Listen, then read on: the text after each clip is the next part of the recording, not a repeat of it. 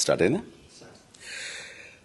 రాజకీయాల గురించి ప్రస్తావించడం అనేది చాలా సంవత్సరాల తర్వాత మళ్ళీ ఇదిగో ఇప్పుడే జరుగుతుంది. దానికి ప్రధానమైన కారణం తమ్ముడు పవన్ కళ్యాణ్, అలాగే చంద్రబాబు నాయుడు గారు తెలుగుదేశం నుంచి, బీజేపీ నాయకత్వం వీళ్ళందరూ ఒక కూటమిగా ఏర్పడ్డారు. అది చాలా సంతోషం, మంచి పరిణామం.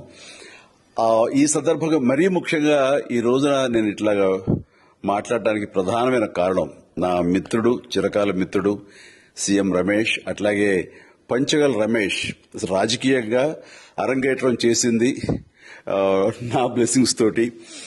అది తను ఆ రోజు నుంచి ఈ రోజు వరకు కూడాను ఎక్కడున్నా నా దీంట్లోనే ఉంటుంటాడు. అలాంటి పంచగల్ రమేష్ అండ్ సీఎం రమేష్ గారు వీరు నాకు కావలసిన వాళ్ళు ఇద్దరు కూడాను అనకాపల్లి కాన్స్టిట్యున్సీ లో ఎంపీ క్యాండిడేట్ గా, అలాగే పెందుర్తి ఎమ్మెల్యే క్యాండిడేట్ గా వీరు నిలబడటం అన్నది నాకు చాలా సంతోషంగా ఉంది. ఎందుకంటే ఇద్దరు చాలా మంచి వాళ్లే కాకుండా సమర్థవంతులు. ఇలాంటి వాళ్ళు అలాంటి కాన్స్టిట్యున్సీకి, దాని అభివృద్ధికి ఎంతగానో దోహదపడతారు అన్న నమ్మకం నాకు చాలా ప్రగాఢంగా ఉంది. ముఖ్యంగా సీఎం రమేష్ గారికి కేంద్రంతో ఉన్నటువంటి సంబంధాలు, అనుబంధం ఇది మరీ మరీ ప్రత్యేకం. నాకు అది ఎప్పటి నుంచో తెలుసు. వారి గురించి నేను వింటూనే ఉన్నాను, చూస్తూనే ఉన్నాను. అండ్ ముఖ్యంగా ఆ కాన్స్టిట్యున్సీ, అనకాపల్లి కాన్స్టిట్యున్సీ అభివృద్ధికి ఈయన పరిచయాలు, కేంద్రంతో ఈయనకున్న సత్సంబంధాలు ఎంతో ఉపయోగపడతాయి. తద్వారా రమేష్ అలాగే మిగతా ఎమ్మెల్యేలందరూ కూడా ఎవరైతే అభివృద్ది చేయాలి ఆయా ఎమ్మెల్యే నియోజకవర్గాలు అనుకున్నారో అవన్నీ కూడా సజావుగా సాగిపోతాయంటానికి దాని వెనకాల సీఎం గారి కృషి డెఫినెట్ గా ఉంటుందంటే ఎలాంటి సందేహం లేదు.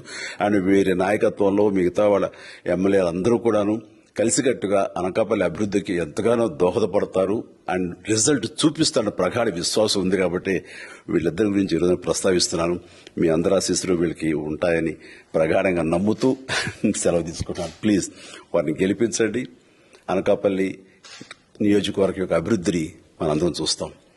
అంతేకాదు, నాది చాలా పెద్ద కోరిక, ఆంధ్రప్రదేశ్ అభివృద్ధి పథంలో ముందుకు వెళ్లాలి.